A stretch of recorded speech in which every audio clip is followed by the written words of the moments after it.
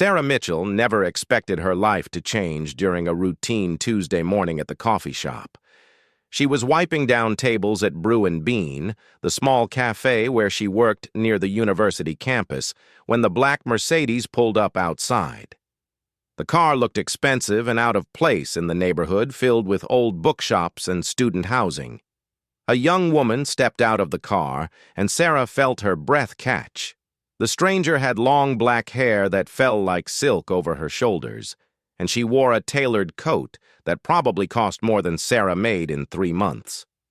But it was her eyes that captivated Sarah, dark, intense, and somehow sad despite her composed expression. The woman entered the cafe with quiet confidence, her heels clicking softly against the worn wooden floors.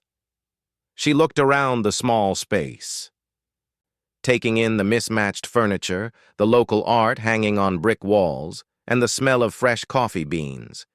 When her gaze met Sarah's, she smiled, a genuine smile that transformed her entire face. "Good morning," she said in perfect English, though Sarah detected a slight accent. "Could I have an Americano, please? And—" She paused, reading Sarah's name tag. "Sarah, could you recommend something sweet to go with it?" Sarah felt flustered under the woman's attention. "The blueberry scones are really good. My friend Jake makes them fresh every morning." She gestured toward the display case, where golden scones sat next to various pastries. "Perfect. I trust your judgment." The woman pulled out her wallet, revealing a black credit card that Sarah had only seen in movies. As Sarah prepared the Americano, she found herself stealing glances at the mysterious customer. The woman had chosen a corner table and was looking out the window, her fingers drumming against the wood in a nervous rhythm that seemed at odds with her polished appearance. "Here you go," Sarah said, bringing the order over. "I'm sorry, but I have to ask, are you new to the area? I don't think I've seen you here before." The woman looked up, and for a moment something flickered across her face. Uncertainty, maybe even fear. "I'm exploring the neighborhood. This place has a nice atmosphere." "It's not much, but we like it," Sarah said, then immediately felt embarrassed for downplaying the cafe she loved.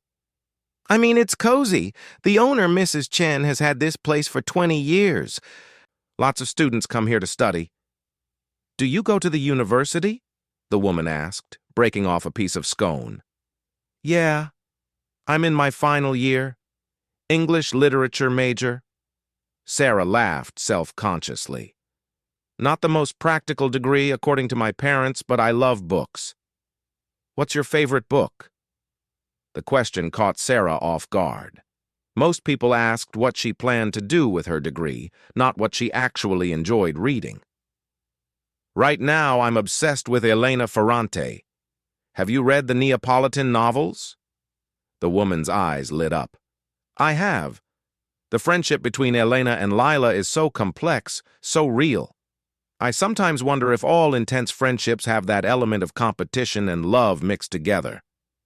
They talked for another 10 minutes about books, about the neighborhood, about small things that somehow felt significant. Other customers came and went, but Sarah found herself reluctant to return to her duties. There was something magnetic about this stranger, something that made Sarah want to know more. "I should let you get back to work," the woman said eventually, finishing her coffee. "Thank you for the recommendation. The scone was perfect." As she stood to leave, Sarah felt a pang of disappointment. "Will you come back?" "Yes," the woman said without hesitation. "I think I will." She paused at the door, turning back. "I'm Minjun, by the way. Minjun Park." "Nice to meet you, Minjun. I'm Sarah, but you already knew that." Minjun smiled that transformative smile again. "See you soon, Sarah." The black Mercedes disappeared down the street, leaving Sarah staring after it with a strange mixture of excitement and confusion. She spent the rest of her shift wondering about Minjun Park, where she came from, why she seemed both confident and guarded, and most importantly, What had made her choose this unremarkable cafe in this unremarkable neighborhood? Minjun did come back. She returned the next day and the day after that. Always alone, always impeccably dressed, always ordering the same Americano and asking Sarah to choose her pastry. Their conversations grew longer and more personal. Sarah learned that Minjun was 24, just 2 years older than herself, and that she had studied abroad in London before returning to Seoul. "But you're here now," Sarah pointed out during Minjun's 4th visit. "I'm here now," Minjun agreed, but she didn't elaborate on why. Sarah found herself looking forward to Minjun's visits with an intensity that surprised her. She had dated before, mostly fellow students who were nice enough but never quite right. With Minjun, conversation flowed effortlessly. They debated books, shared stories about their childhoods, and laughed at each other's terrible jokes. Minjun was funny and intelligent and surprisingly thoughtful for someone who clearly came from money.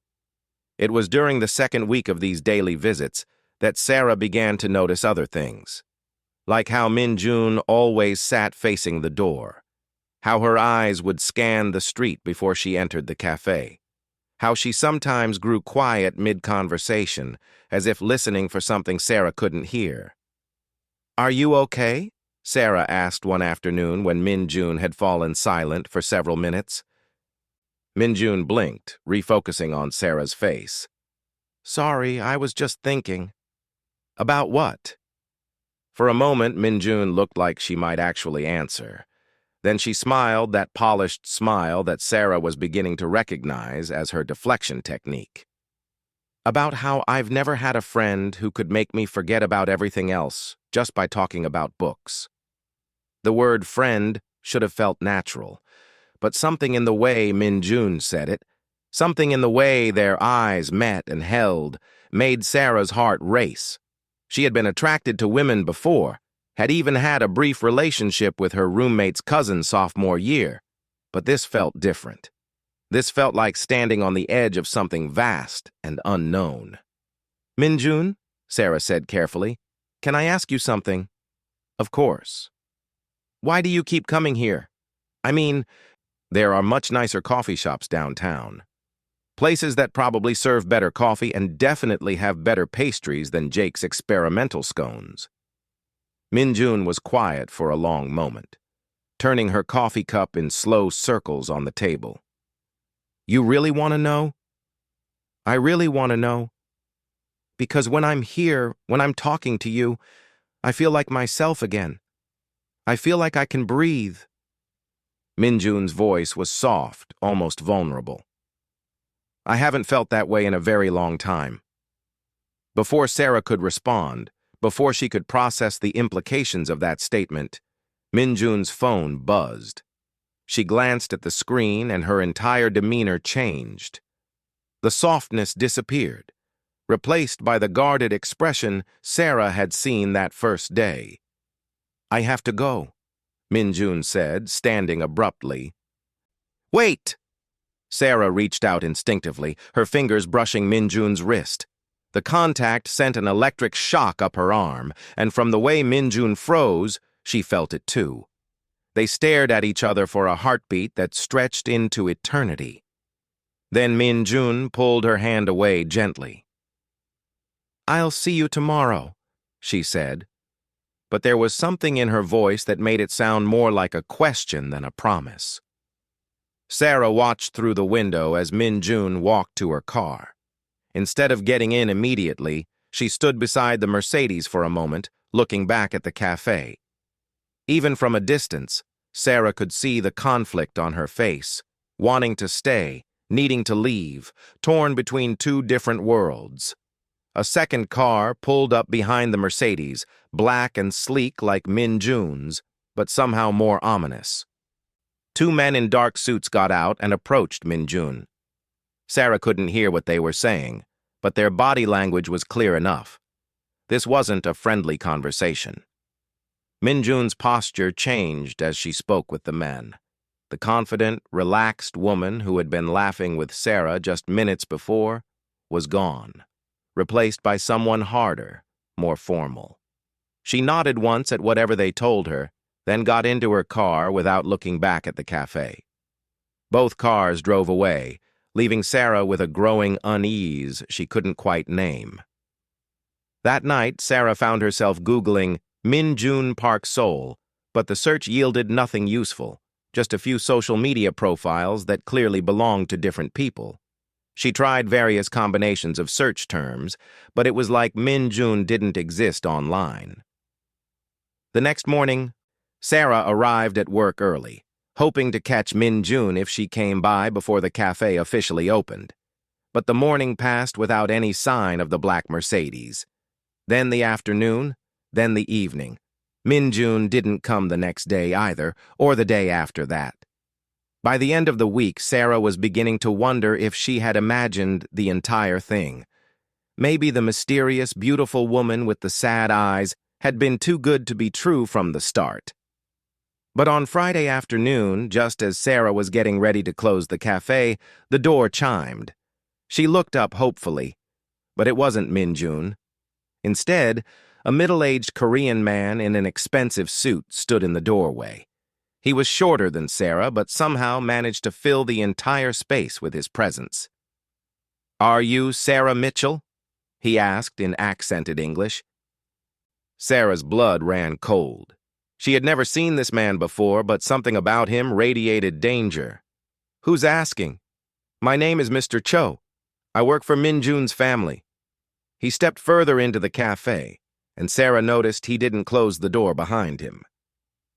"I believe you have become friendly with her. Is she okay?" The question tumbled out before Sarah could stop it. Mr. Cho's expression didn't change. "Miss Park is fine. However, her family feels that her visits here have become problematic. They would prefer if you discouraged any future contact." "I don't understand." Sarah felt like the ground was shifting beneath her feet. "Min June is an adult. She can decide who she wants to be friends with." "Miss Mitchell," Mr. Cho said patiently, "I don't think you understand the situation. Min June comes from a very particular kind of family, the kind that values tradition, loyalty, and control above all else. Her friendship with you, while I'm sure innocent, has created complications." The way he said innocent made Sarah's skin crawl. "What kind of complications?" "The kind that could be very dangerous for someone like you." Mr. Cho reached into his jacket, and Sarah's heart stopped. But instead of a weapon, he pulled out a thick envelope. "This should be more than enough to compensate for any lost wages if you decide to find employment elsewhere, somewhere far from this neighborhood." Sarah stared at the envelope without touching it. "Are you threatening me? I am offering you an opportunity to make a smart decision." Mr. Cho placed the envelope on the counter between them. "Min June has responsibilities to her family that you cannot possibly understand. Her father has been very patient, but his patience has limits. And what if I don't take your money? What if I don't run away just because some stranger in a suit tells me to?" For the first time, Mr. Cho smiled. It was not a pleasant expression. "Then you would discover exactly what kind of family the Parks really are. And I promise you, Miss Mitchell, that is not knowledge you want to possess." He turned toward the door, then paused. "Min June asked me to tell you something. She said you would understand. She said to tell you that she never meant for you to get caught in her story." Then he was gone, leaving Sarah alone with an envelope full of money and a growing terror about what she had unknowingly walked into. Outside, the black Mercedes was back, idling at the curb. Through the tinted windows, Sarah thought she could make out a figure in the passenger seat, someone with long dark hair who might have been looking back at the cafe with the same longing Sarah felt in her own chest. But the car pulled away before Sarah could be sure, disappearing into traffic and leaving her to wonder if Min June Park was really gone forever, or if this was just the beginning of something much more dangerous than a simple love story. Sarah stared at the envelope for 3 days before finally opening it. Inside were 100 crisp bills, more money than she made in 6 months at the cafe. The message was clear. This was serious money from serious people, and they expected her to disappear quietly. Instead, Sarah threw the money in her desk drawer and went to work as usual. She told herself she was being practical. She needed the job, and she wasn't going to let some mysterious family scare her away from her life. But deep down, she knew the real reason she stayed. She was hoping Min-jun would come back. It took a week for that hope to be rewarded, but not in the way Sarah expected. She was walking home from her evening literature class, taking her usual route through the quiet residential streets near campus, when she heard footsteps behind her. The street was well lit, and there were other people around, students heading home from late classes, a jogger with headphones, an elderly man walking his dog. Nothing seemed out of place. But the footsteps matched her pace too perfectly. When she slowed down, they slowed down. When she sped up, they sped up. Sarah turned into a busier street, her heart starting to race. The footsteps followed. She could see the lights of a 24-hour convenience store ahead and decided to duck inside, buy something she didn't need, and see if whoever was following her would give up. She was reaching for the door handle when a hand grabbed her shoulder. Sarah spun around, ready to scream, and found herself face to face with Min-jun. "Don't," Min-jun said urgently, glancing around the street. "Don't go in there, keep walking." "Min-jun? What are you— Please!" Min-jun's grip on Sarah's shoulder tightened. "Just walk with me, act normal." They walked in silence for 2 blocks, Min-jun constantly checking over her shoulder. Finally, she guided Sarah into a small park tucked between 2 apartment buildings. It was deserted, except for a few teenagers smoking cigarettes near the playground. "Are you insane?" Sarah exploded once they were alone. "Your family sent some guy to threaten me, they tried to pay me to leave town, and now you're following me at night? What is wrong with you people?" Min-jun flinched as if Sarah had slapped her. "You kept the money?" "What?" "The money my father sent. Did you keep it?" Sarah was so surprised by the question that she answered honestly. "Yes, but I didn't spend it. I didn't know what else to do with it."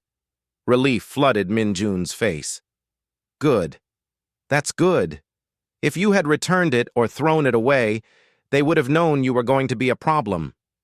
"I am going to be a problem," Sarah said. "I want to know what's going on. I want to know why your father thinks he can intimidate random people just because his daughter had coffee with them." Min-jun sat down heavily on a park bench, suddenly looking exhausted.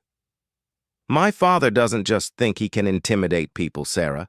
He can. And worse than that." "What do you mean?" "I mean my father is Park Dong-soo. And if you've never heard that name, you should be grateful." Min-jun's voice was barely above a whisper. "He runs one of the largest organized crime families in Seoul. Drugs, weapons, money laundering, human trafficking. If it's illegal and profitable, my father has his hands in it." Sarah felt like the world had tilted off its axis. "You're telling me your dad is in the Mafia?" "The Korean term is jopok, but yes. And I'm not just his daughter, Sarah. I'm his heir, his only child, his successor. Everything he's built is supposed to be mine someday. But you're here, in America, having coffee and talking about books." Min-jun laughed, but there was no humor in it. "I'm here because I ran away, because I couldn't stand the life he had planned for me anymore, and I thought maybe if I disappeared for a while, he would find someone else to take over the business." "And did he?" "No. He sent people to find me.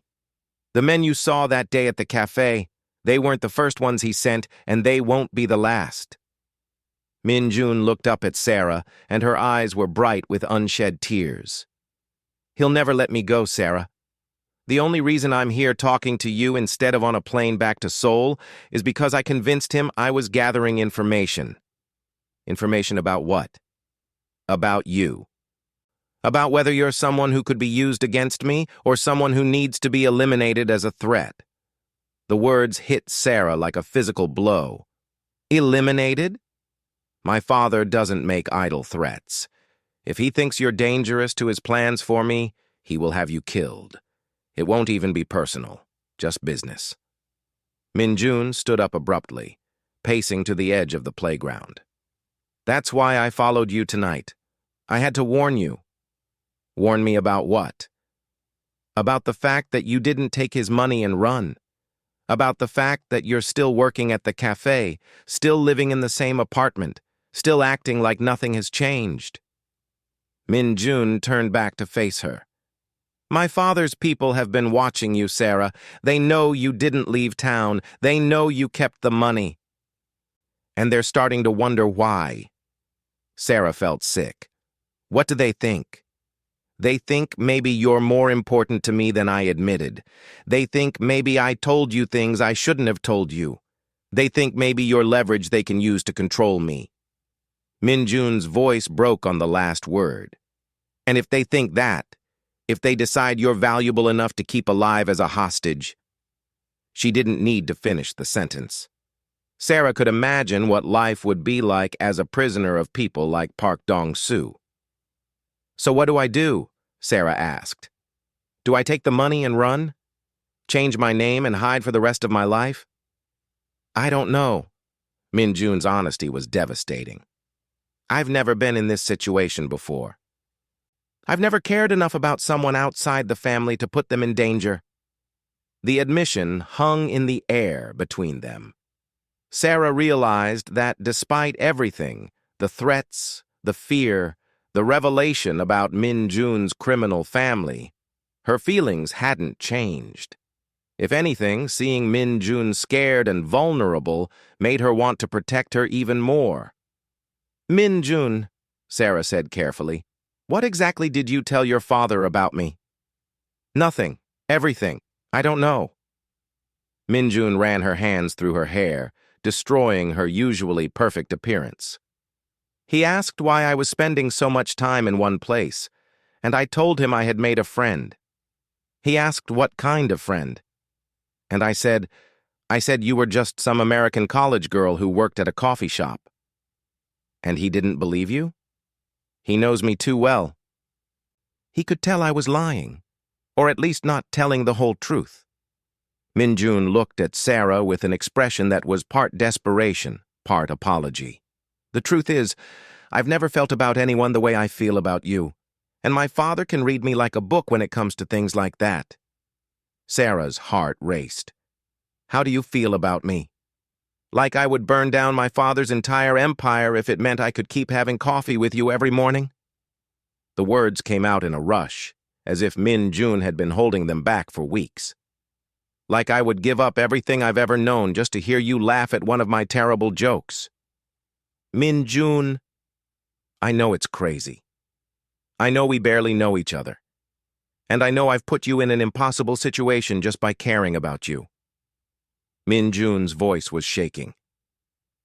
But I can't pretend anymore that you're just some random person I met. You're not. You're the first person who's ever made me want a different life. They stared at each other across the small playground, the weight of the confession settling between them. Sarah thought about the envelope full of money, about Mr. Cho's cold smile, about the mysterious world of violence and crime that Min-jun came from. She should be terrified. She should be running as fast as she could in the opposite direction. Instead, she found herself walking toward Min-jun. So we figure it out, Sarah said simply. What? We figure it out. How to keep me safe. How to keep you free.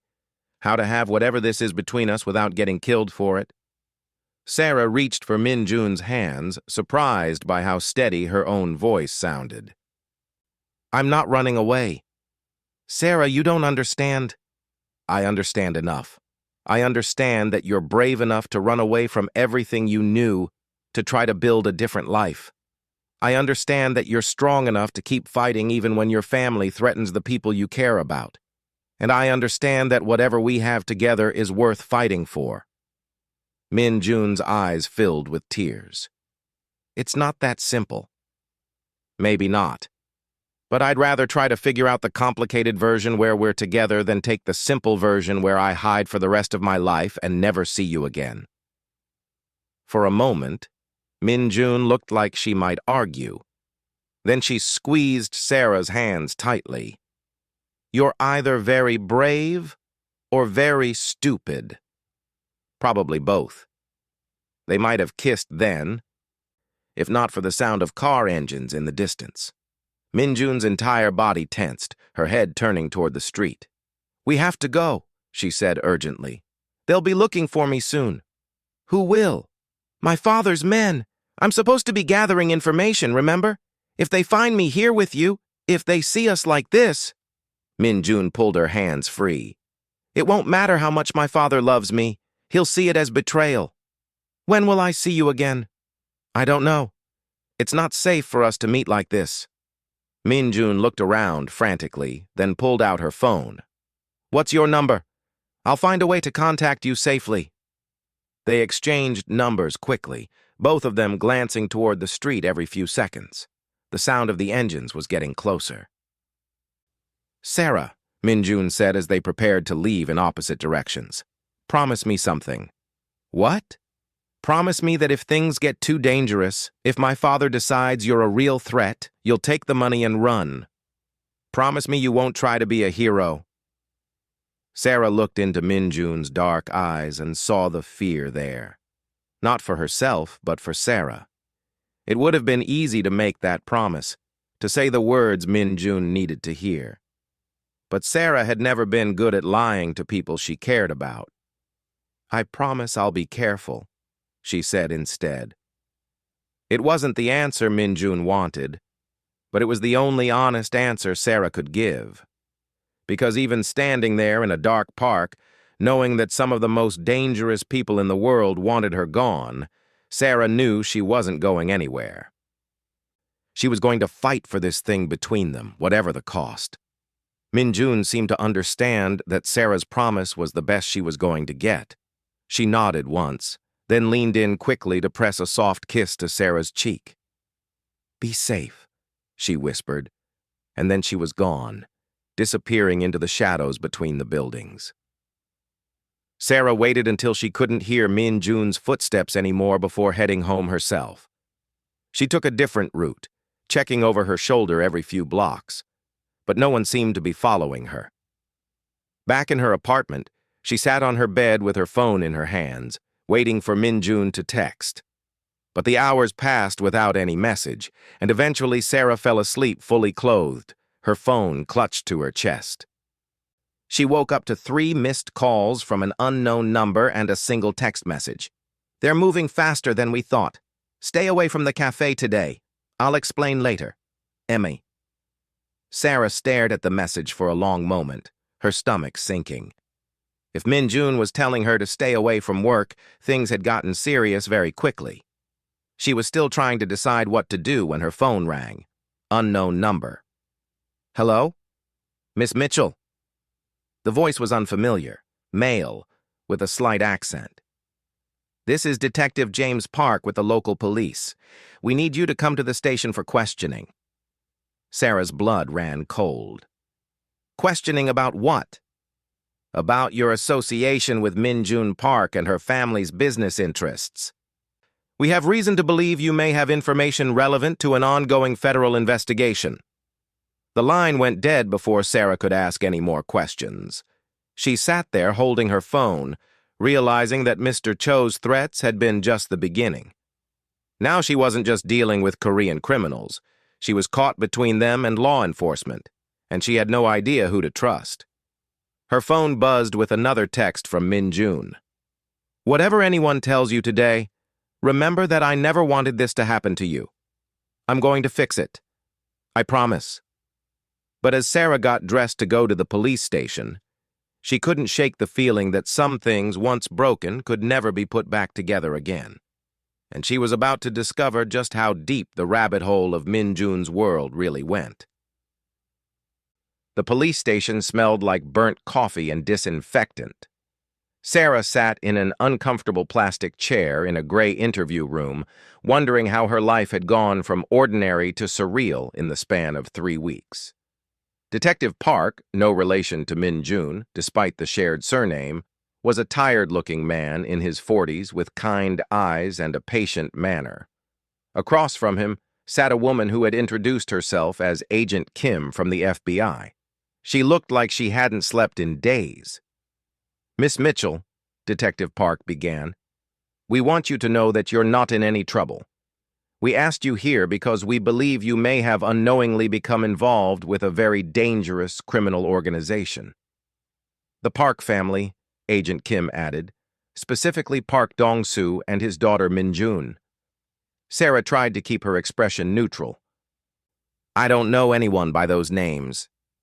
"Miss Mitchell," Agent Kim said patiently, "we have surveillance footage of you meeting with Min Jun Park multiple times over the past 2 weeks. We know she frequented the coffee shop where you work. We know one of her father's lieutenants visited you there. We also know," Detective Park added gently, "that you received a substantial sum of money from the Park organization, money that you kept rather than spending or returning." Sarah's heart sank. If they knew about the money, they had been watching her much longer than she realized. "Am I under arrest?" "No," Agent Kim said, "but we need you to understand the situation you've found yourself in. Park Dong-soo is one of the most powerful crime bosses in Asia. His organization has been expanding into the United States for the past 5 years, and we believe Min Jun was sent here to establish new operations." "That's not true," Sarah said before she could stop herself. "What's not true?" Detective Park leaned forward. Sarah realized she had revealed more than she intended. "I mean, I don't know anything about criminal operations. The person I met seemed like a normal college student." "Miss Mitchell," Agent Kim said, "Min Jun Park graduated from Oxford University with degrees in international business and finance. She speaks 6 languages and has been involved in her family's business since she was 16. She is not a normal college student." The room was quiet for a moment. Sarah tried to process this information, tried to reconcile the vulnerable woman she had grown to care about with the sophisticated criminal Agent Kim was describing. "Why are you telling me this?" Sarah asked finally. "Because," Detective Park said, "we believe Min Jun may have developed genuine feelings for you. And if that's true, it gives us an opportunity." "What kind of opportunity?" Agent Kim slid a folder across the table. "The Park organization is responsible for millions of dollars in drug trafficking, human trafficking, and money laundering. They've ruined countless lives. If we can get someone close to them to cooperate with our investigation." Sarah understood immediately. "You want me to spy on her." "We want you to help us gather evidence that could shut down their entire American operation," Agent Kim corrected. "Evidence that could save the lives of the people they're exploiting." "And if I say no?" "Then you go home and try to forget this conversation ever happened," Detective Park said. "But Miss Mitchell, these people don't usually let outsiders just walk away. If they think you know too much, if they think you're a liability—" He didn't need to finish the sentence. Sarah had already heard the threats from Mr. Cho. "I need time to think about this," Sarah said. "Of course, but don't take too long." Agent Kim stood up. "These situations have a way of escalating quickly." Sarah left the police station feeling like she was drowning.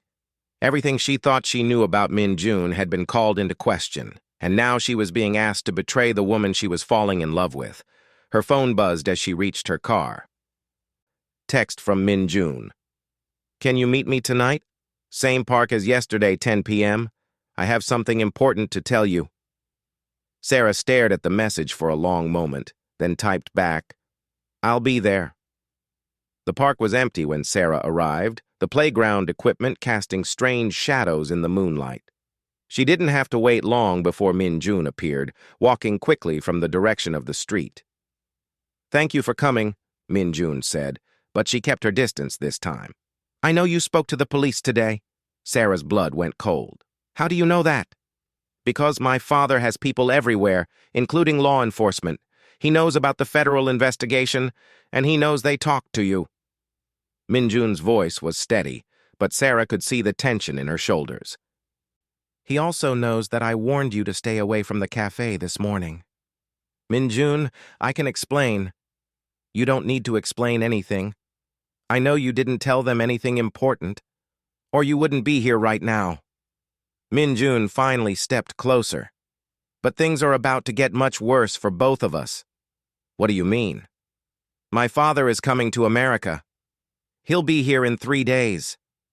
Minjun's voice dropped to a whisper. He's coming to clean up what he sees as my mess, which means eliminating loose ends. Sarah didn't need to ask what kind of loose ends Minjun was talking about. So what do? We run, tonight. Minjun reached into her jacket and pulled out a passport. I have documents for you. A new identity. Enough money to start over anywhere in the world. We can be on a plane to South America in 6 hours.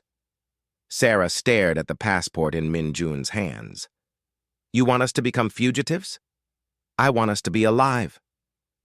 Minjun's composure was starting to crack. Sarah, you don't understand what my father is capable of. He won't just kill you. He'll make you disappear so completely that no one will ever know what happened to you.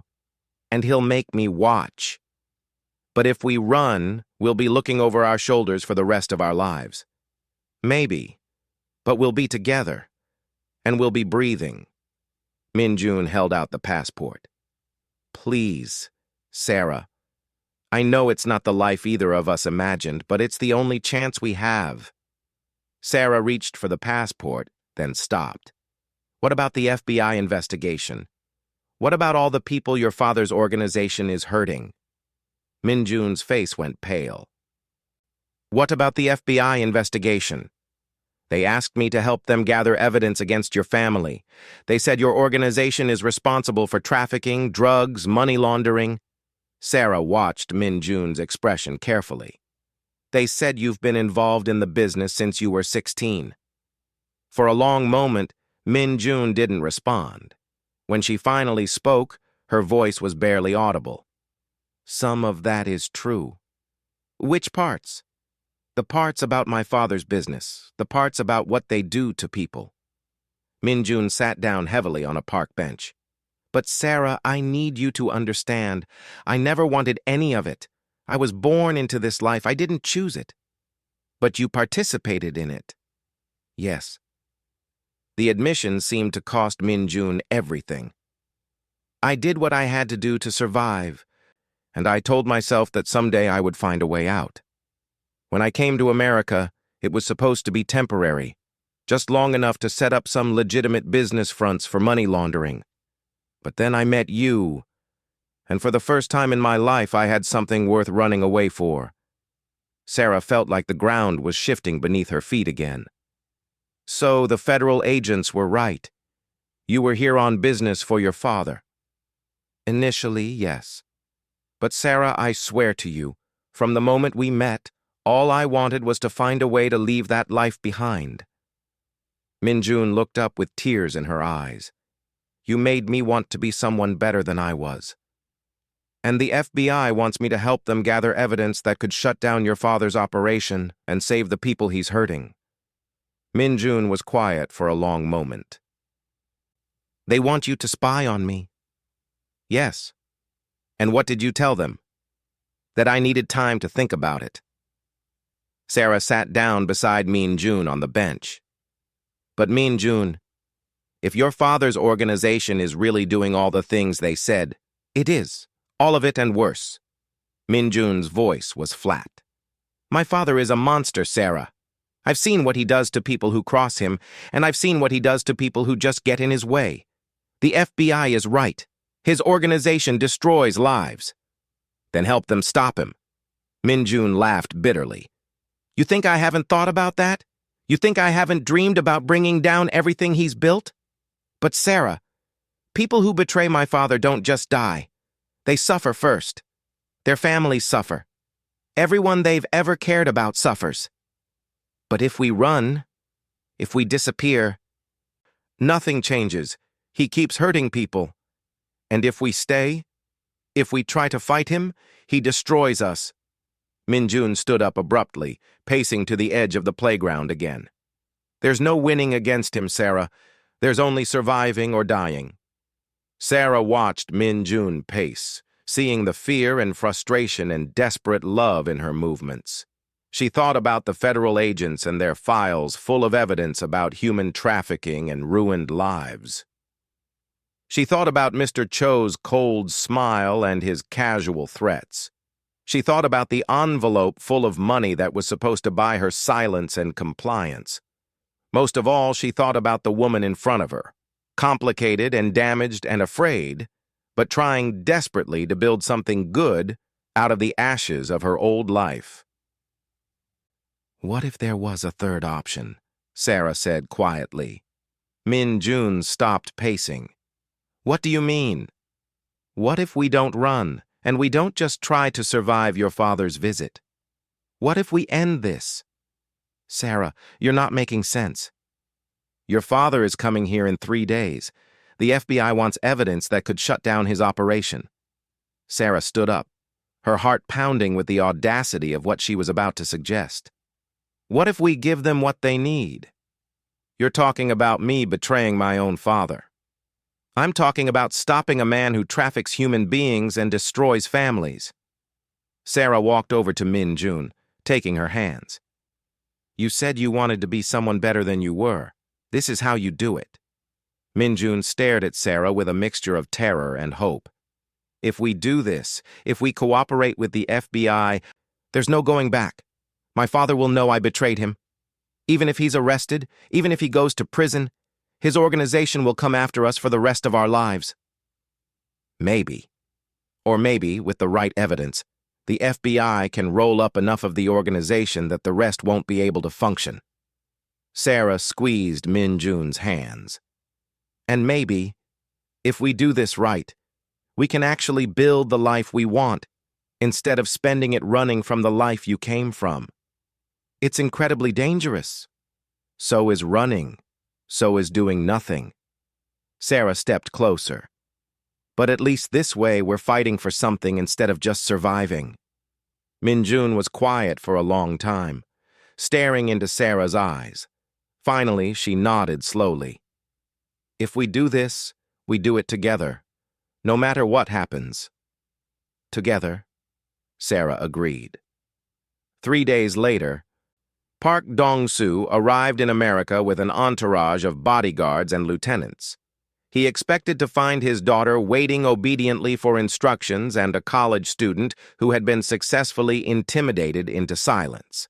Instead, he found a federal task force armed with detailed financial records, recorded conversations, and testimony from his own daughter about 20 years of criminal activity. The arrest was swift and decisive.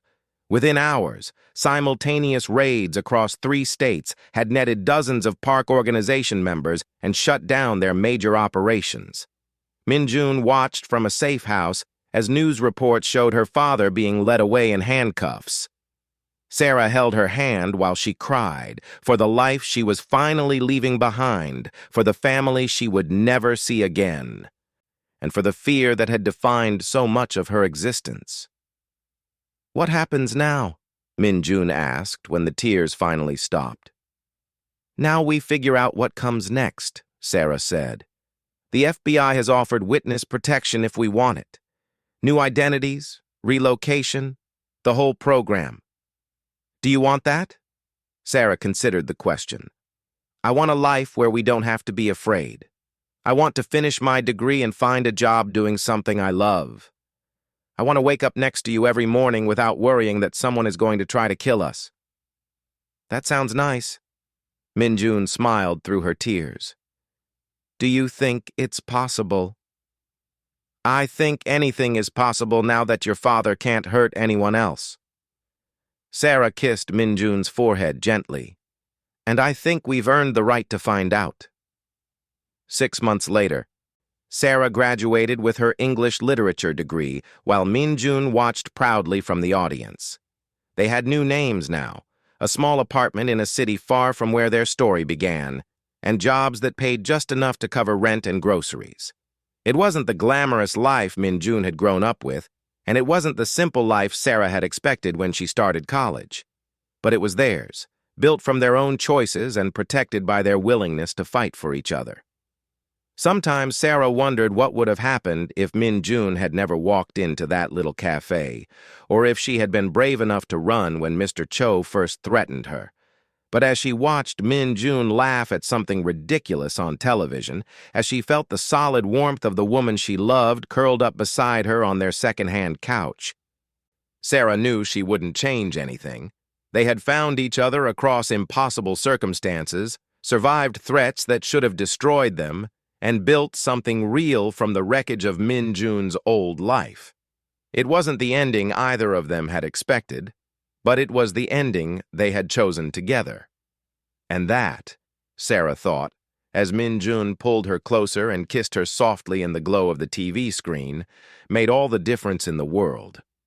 The Korean Mafia boss's daughter had chosen her, and despite everything that followed, the danger, the fear, the impossible choices they had to make, Sarah had no idea what was coming when she first saw that expensive car pull up outside the cafe.